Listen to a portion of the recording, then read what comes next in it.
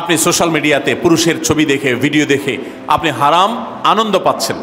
আপনি ইমোতে, হোয়াটসঅ্যাপে, মেসেঞ্জারে বিভিন্ন পুরুষের সাথে অপ্রয়োজনীয় চ্যাটিং করছেন, কথা বলছেন, এবং সেখানে এই বেহুদা কথা থেকে অনেক অনাচার হয়ে যায়, অনেক সংসার ভেঙে যায়, অনেক পরকীয়া হয়, অনেক সংসার ধ্বংস হয়। এই জন্য আল্লাহ বলেছেন আল্লাহ তাকরাবুজ জিনা। অনেক মহিলা আছে নামাজ পড়তে রাজি আছি, রোজা রাখতে রাজি আছি, তাসবিহ তাহলিল করতে রাজি আছি, কোরআন পড়তে রাজি আছি, মগর পুরুষের স্বামীর কথা শুনবো না। পুরুষতান্ত্রিক সমাজে আমাদের দেশে দেখা যায় যে পুরুষদের নানা অনাচারে মেয়েরা অতিষ্ঠ হয়। একটু সবর করে মা বোনরা, অনেকে আপনাদেরকে অনেক প্ররোচনা দিবে, অনেক গুনাহের পথে আহ্বান করবে। আপনাদের মেয়েরা স্কুল কলেজে পড়তে গেলে সেখানে অনেক অন্যায় আবেদন শুনবে, হারামের আহ্বান শুনবে। তাদেরকে সুশিক্ষা দিবেন যে আল্লাহ তাআলা তোমাকে যে চরিত্র দিয়েছে, যৌবন দিয়েছে, এটাকে যেখানে সেখানে ব্যবহার করলে হবে না। কিয়ামতের ময়দানে যুবকদেরকে আলাদা করে জিজ্ঞাসা করা হবে, তোমার যৌবনকালে কি করছো সেটা বলো, বুড়া বয়সে এসে কি করছো এটা ইম্পর্টেন্ট না, যৌবনকালে কি করে আসছো সেটার হিসাব দাও। আমার প্রিয় মা বোন, এবার আপনাদের উদ্দেশ্যে আমি কোরআন এবং হাদিসের আলোকে 11টি বিশেষ নাসিহা পেশ করতে চাই, যেগুলো আপনাদের জীবনকে আলোকিত করবে, দুনিয়াতে আপনাদেরকে মর্যাদার আসনে আসীন করবে, আর আখিরাতে আল্লাহ তাআলার কাছে আপনারা প্রিয় বান্দী হিসাবে উপস্থাপিত হবেন। আল্লাহর কাছে আল্লাহর প্রিয় বান্দী হিসাবে উপস্থাপিত হয়ে জান্নাত লাভ করতে পারবেন। এরকম 11টি পরামর্শ বা নাসিহা আপনাদের প্রতি আমার। নাম্বার 1, কোরআন এবং হাদিসের জ্ঞান অর্জন করা। এটা সকল পুরুষ এবং নারী সকলের জন্য ফরজ। কোরআন এবং হাদিসের জ্ঞান অর্জন করা আমাদের জন্য ফরজ। আমরা অনেকেই আছি যারা ইসলামের ফরজ বিধিবিধানগুলো জানি না। আমাদের যেগুলো অবশ্য কর্তব্য সেগুলো আমরা অনেকে জানি না, শুধু নামে মুসলমান। গতানুগতিক কিছু কাজ করি, হাতে গোনা কিছু ইসলামের নামে কাজ করি, বাস মনে করেছি আমি মুসলমান হয়েছি। আপনাকে ঈমান সম্পর্কে জানতে হবে। আপনার ঈমান কিভাবে আনতে হবে, কি কোন কোন বিষয়ের প্রতি বিশ্বাস থাকতে হবে, কি বিশ্বাস থাকতে হবে, আল্লাহ সম্পর্কে বিশ্বাস থাকতে হবে। ঈমান সম্পর্কে অনেক ভুল ধারণা আমাদের আছে। আমরা আল্লাহ সম্পর্কে বিস্তারিত জানি না, আখিরাত সম্পর্কে জানি না, নবী রাসূল সম্পর্কে জানি না। এগুলো সম্পর্কে সঠিক জ্ঞান অর্জন করতে হবে। 5 ওয়াক্ত নামাজ এর বিধিবিধানগুলো, কখন কোনটা পড়তে হয়, ওয়াক্ত কখন থাকে, কখন যায়, অনেক মহিলা আছেন জানেন না, অনেক নারীরা আছেন, অনেক পুরুষরা আছেন জানেন না। এগুলো জানতে হবে।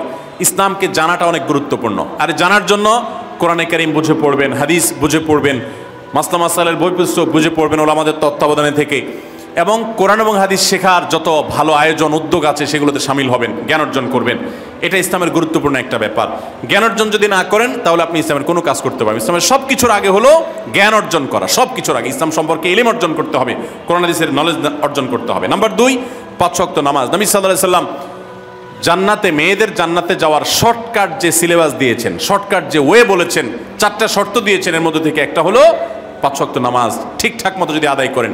অনেক মহিলারা আছেন জোহরের নামাজ আসরের সময় গিয়ে আদায় করেন, আসরের কাছাকাছি আদায় করেন, কারণ গৃহস্থলী কাজে ব্যস্ত থাকেন, রান্নাবাড়ার কাজে ব্যস্ত থাকেন, গা গোসল নিয়ে ব্যস্ত থাকেন। করছি করে এই রান্নাবাড়া করা, সবাইকে খাবার দাবার দেওয়া, ছেলে মেয়েকে খাবার দাবার দেওয়া, ঘর ইত্যাদি মোছা ধোয়া, এগুলো করতে করতে, নিজের গোসল করতে করতে 3টা, 3:30 বেজে যায়। অনেক সময় আসরের ওয়াক্তের কাছাকাছি গিয়ে তারপর জোহরের নামাজ আদায় করেন। খুবই গর্হিত একটা কাজ। আমার মা বোনরা সতর্ক থাকবেন এ ব্যাপারে, যে নামাজ সময় মতো আদায় করতে হবে। শয়তান আপনাদেরকে একটা ভুল কথা বলে ধোঁকা দেয়, সেটা হলো যে আমি রান্নাবাড়া করছি যে পোশাকে, এই পোশাকে কিভাবে নামাজ পড়বো, তাহলে আমি গোসল টোসল করে একটা নামাজ পড়বো। আর গোসল তো আর সহজে করা হয় না। রান্নাবাড়ার পরে সবাই বাড়ায় খাওয়াই দেওয়া, এরপরে ঘর দুয়ার পরিষ্কার করা, এরপরে সব কাজ শেষে গোসল করা, তারপরে গোসল করে এসে নামাজ পড়া, এসব করতে করতে শয়তান আপনার নামাজটা অনেক পিছায়া দেয়। মনে রাখবেন, আপনি যে পোশাকে কাজ করতেছেন ওই পোশাকে যদি দুর্গন্ধ না থাকে, খারাপ না থাকে, ভালো পোশাক হয়, তো ওই পোশাকে আপনি নামাজ পড়তে পারবেন। দুর্গন্ধ থাকলেও শরীরকে ফ্রেশ করার ব্যবস্থা আছে, আপনি ফ্রেশ করে আপনি নামাজে দাঁড়ায় যাবেন, এরপর নামাজ পড়ে বাকি কাজ করবেন। নামাজকে বলবেন না যে আমার অনেক কাজ আছে, এগুলো শেষ করে নামাজ পড়বো। শয়তান আমাদেরকে ধোঁকা দেয়। এই জন্য মা বোনরা 5 ওয়াক্ত নামাজ সময় মতো আদায় করবেন, ঠিকঠাক মতো আদায় করবেন। অনেক মা বোনরা আপনারা নামাজ পড়েন, নামাজ হয় না। বাংলাদেশে বেশিরভাগ মহিলাদের, নারীদের মধ্যে একটা ভুল আছে নামাজ প্রসঙ্গে, সেটা হলো যে নামাজের মধ্যে সতরটা ভালো করে ঢাকেন না। সতর কি? মেয়েদের নামাজের মধ্যে মুখমণ্ডল ছাড়া, 2 হাতের কবজি ছাড়া তাদের মাথা থেকে পা পর্যন্ত পুরো শরীর তারা ঢেকে রাখবে। আজকাল নামাজের ওড়না পাওয়া যায়, এই ওড়নাগুলো পরলে এই মুখমণ্ডল ছাড়া 2 হাত এক সহকারে ঢাকা থাকে, এভাবে ঢেকে রাখতে হবে। আপনি যদি নামাজ পড়েন আপনার গলা দেখা যায়, আপনার কাঁধের কিছু অংশ দেখা যায়, চুল দেখা যায়, আপনার হাতের কনুই দেখা যায়, তাহলে সেক্ষেত্রে কিন্তু আপনার নামাজ হবে না। যদি আপনার পুরো নামাজ জুড়ে এরকম খালি থাকে এগুলো, তাহলে নামাজ হবে না। অনেক বোনরা এটা জানেন না, তাহলে নামাজটা ঠিকঠাক মতো পড়তে হবে। জান্নাতে যাওয়ার জন্য এটা পূর্ব শর্ত, নাম্বার 2। নাম্বার 3, রমজান মাসে রোজা রাখা। রোজা রাখার ক্ষেত্রে আলহামদুলিল্লাহ মা বোনরা রাখেন সাধারণত, কিন্তু রোজা রেখে গীবত, মিথ্যা, শেকায়েত, মানুষের পিছনে সমালোচনা করা, এগুলো করলে রমজান নষ্ট হয়ে যায়, রোজা নষ্ট হয়ে যায়। এগুলো করা যাবে না, এগুলো থেকে বেঁচে থাকতে হবে। সেই সাথে অনেক মা বোন আছেন একটু সন্তান গর্ভে আসছে, কিন্তু সন্তান দুধ কিংবা সন্তান দুধ পান করে, এই অজুহাত দিয়ে তিনি দেখা যায় যে রমজানের রোজা ঠিক মতো রাখেন না। এটা ভুল। বরং সামান্য একটু ঠুনকো অজুহাতে রমজান রোজা বাদ দেওয়া যাবে না। যতক্ষণ পর্যন্ত শক্তি সামর্থ্য আছে রমজান রোজা ঠিক মতো রাখতে হবে, নাম্বার 3। 4 নম্বর হলো স্বামীর আনুগত্য করা। আমি সবসময় বলি এটা হলো মহিলাদের জন্য তিতা করল্লার আমল। তিতা করল্লা দিয়ে জুস বানায় খাওয়ানো, এটা যেরকম কষ্টের কাজ মানুষের জন্য, ঠিক একইভাবে মহিলাদের জন্য স্বামীর কথা শোনাটা এরকম কষ্টের কাজ। অনেক মহিলা আছে নামাজ পড়তে রাজি আছি, রোজা রাখতে রাজি আছি, তাসবিহ তাহলিল করতে রাজি আছি, কোরআন পড়তে রাজি আছি, মগর পুরুষের স্বামীর কথা শুনবো না। কেন তার কথা শুনবো কেন? আমি কি কম বুঝি?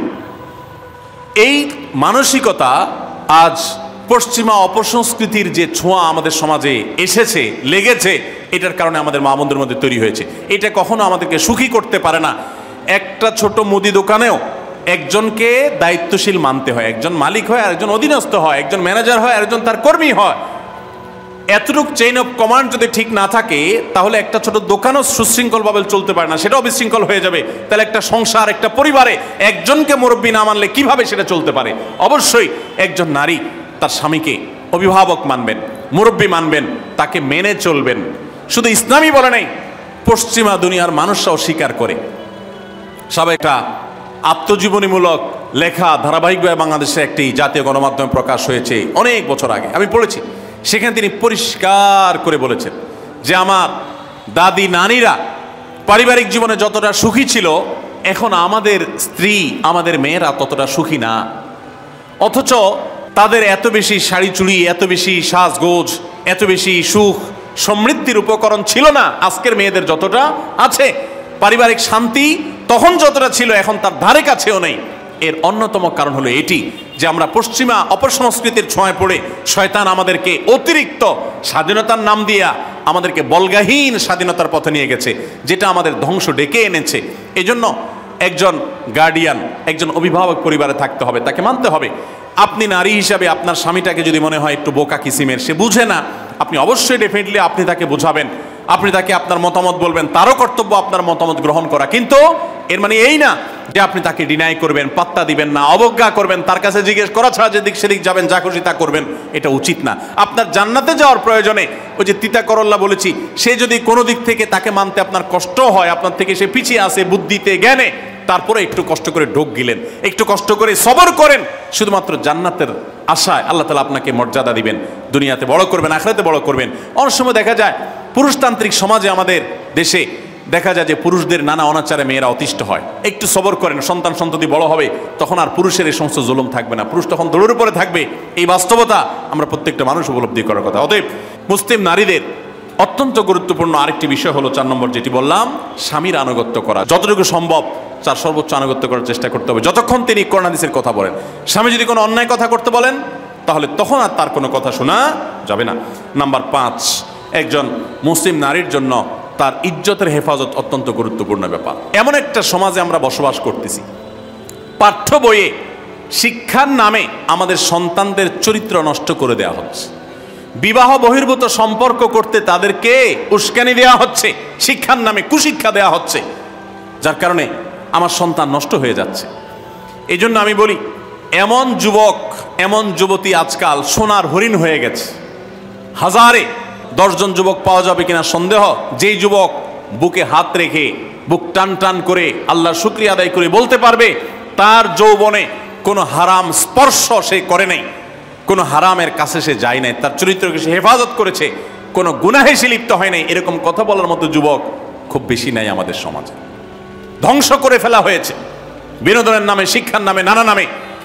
এগুলো আমাদের দেশের সংস্কৃতি ছিল না। এদেশের মুসলমান তো বটে, এদেশের হিন্দুরাও পারিবারিক এই বন্ধনের মধ্যে থেকে তারা তাদের চরিত্রকে হেফাজত করে, বৈবাহিক সম্পর্ক ছাড়া কোনো প্রকার সম্পর্কের মাধ্যমে তাদের যৌন আকাঙ্ক্ষাকে মেটায় না।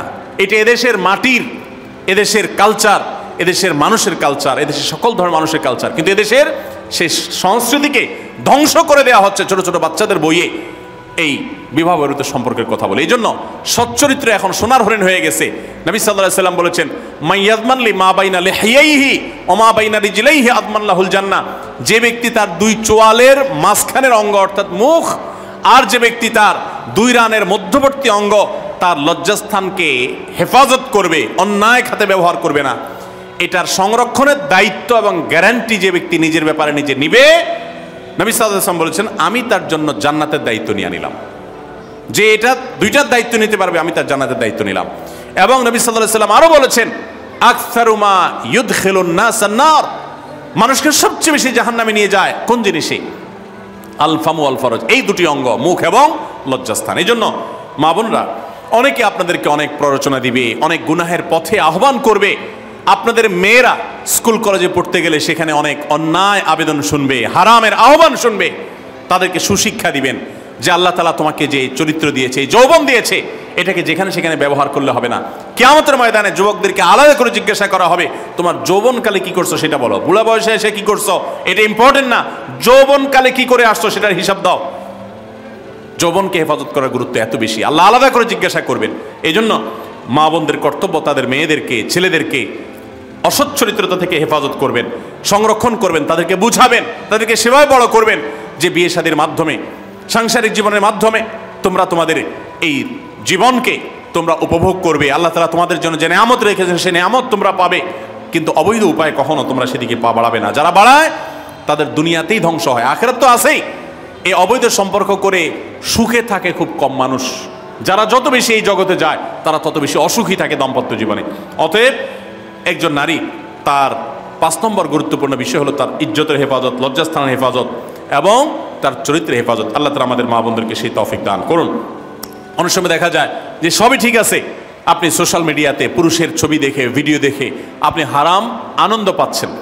আপনি ইমোতে, হোয়াটসঅ্যাপে, মেসেঞ্জারে বিভিন্ন পুরুষের সাথে অপ্রয়োজনীয় চ্যাটিং করছেন, কথা বলছেন, এবং সেখানে এই বেহুদা কথা থেকে অনেক অনাচার হয়ে যায়, অনেক সংসার ভেঙে যায়, অনেক পরকীয়া হয়, অনেক সংসার ধ্বংস হয়। এই জন্য আল্লাহ বলেছেন, আল্লাহ তাকরাবুজ জেনা, জেনার কাছেও যেও না, চ্যাটিংই করতে যেও না, কারণ করতে গেলে তুমি ডুবে যাবা, পরে ফিরে আসতে পারবা না। ভয়ঙ্কর এক গুহা এবং ভয়ঙ্কর এক জগৎ। তো এই পথ থেকে আমাদেরকে বেঁচে থাকতে হবে। আল্লাহ আমাদের তৌফিক দান করুন।